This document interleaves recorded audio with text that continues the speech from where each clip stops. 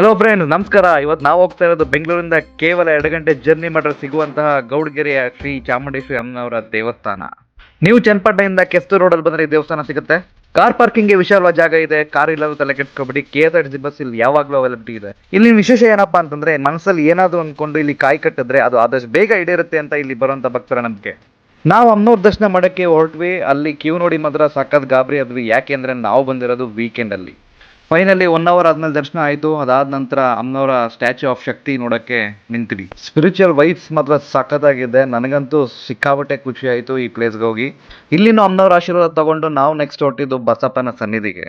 ಇಲ್ಲಿ ಬಸವಣ್ಣ ಇರುತ್ತೆ. ನಮ್ಮ ಮನಸ್ಸಲ್ಲಿ ಏನಾದರೂ ಅನ್ಕೊಂಡು ಆ ಬಸವಣ್ಣ ಹತ್ರ ಆಶೀರ್ವಾದ ತಗೊಂಡ್ರೆ ಅದು ಈಡೇರುತ್ತೆ ಅಂದ್ಬಿಟ್ಟು ಜನಗಳ ನಂಬಿಕೆ. ಇಲ್ಲಿ ದಿನದ 24 ಗಂಟೆ ಕೂಡ ಅನ್ನ ದಾಸೋಹ ನಡೆಯುತ್ತೆ.